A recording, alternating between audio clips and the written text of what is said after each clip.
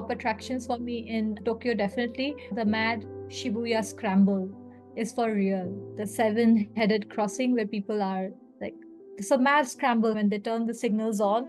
I don't know how it is structured. Like people from all sides are coming together. And if you view it from the top, which is like a very hot topic for the photographers to get that mad scramble, there's this shopping mall on Shibuya Street called the Magnet Building. It is a shopping area, but they're famous for their rooftop.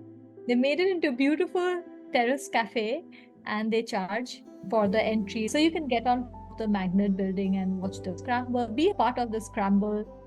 People wear bright colors to stand out and be noticed when the so you pop when you take a photo, so see you. Otherwise everybody is more or less in black, because especially it's winter, so everybody is wearing their overcoat, which is mainly blacks and the grays.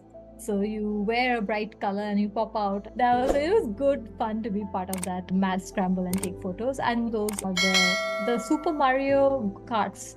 People dress up in Mario outfits and drive these carts and cross Shibuya crossing all the time. It's a thing to do, but there are some licensed things. If you have that figured out, you're allowed to really ride the Super Mario carts. So yeah. We also did Sensoji Temple. It's very pretty, one of the famous temples in Japan. The path to the temple is full of shops, souvenir shops, food shops, so you can eat and buy along the way. But it was super crowded. We entered Tokyo on January 1st or 2nd. And from that point onwards, up until 3rd January or 4th January, it was very auspicious for locals to visit shrines. So they were very crowded. We did a touch and go for Sensoji Temple, but I did visit it last time when it was not crowded, and the experience was beautiful. So I think for Sensoji Temple, the timing does matter. And then obviously there are these shopping streets, which is the Shinjuku shopping street. There's the posher Ginza shopping street, where you have a little more. The moment you enter, Ginza is expensive and Shinjuku has all kinds of shops and malls. We went to the Tokyo Skytree, amazing aerial view of Tokyo. I've forgotten which floor we went to, but it was really high, like 60th floor or something like that. And the entire observatory was very nice. You could spend some time there and take your shots. And there was also a space where the floor was glass, so you could look down. There was a little people with vertigo can stay away. But it was really nice. Those were the top attractions. But we really did also go to one very non-touristy place, which is the Tokyo Bay area. Now, I've never seen photos of this area on Instagram or anywhere else. So when we discovered this area is at the far end of the corner. So this has the skyline and the bay water from Tokyo. So, and it's completely empty. So we went to have the birthday lunch because one of the hotels situated there, and that's how we got to discover that area. So we walked along the roads, which were all empty, and then we walked along a bridge, which really gave us amazing views of the bay. We watched the sunset and came back. So it was unplanned, but nice. This was a part of Tokyo we've never seen before, even on social media. Harajuku is a unique shopping destination, unique. So it is one lane full of shops and stores and everything.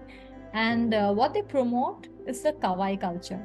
Kawaii culture is the cute culture of Japan. Everything is cute. And you know how cute things can get in Japan. So ice cream that they're selling will be cute with the face of a duck or a panda. There's a cake or some kind of sweet thing that you can it's very colorful and Instagrammable. So that is the kawaii culture. It heavily promotes cosplay. So you see people dressed up, walking the streets without a care in the weirdest clothes. That's Harajuku for you. So they have like crazy concepts over there. They have a cafe which is like a giant colorful space. Like color has exploded inside that cafe. And they have big mugs. Those are seating areas. And they have a concept of a dancer coming in suddenly, surfacing from a cake and dancing for you suddenly. So they have the crazy concepts there. So you have to explore Harajuku with time in hand. We did one walk, went into different shops, lost each other. If you're familiar with the concept of Daiso store, that's a Japanese $1 store. So they have crazy good things. So if you go to Daiso, there's a 5-story building. I think 1 hour is lost already. So yeah, you have to have time in hand when you're going to Harajuku. But it's very vibey, and I really like that place, even though it was crowded. I think that's Tokyo for me.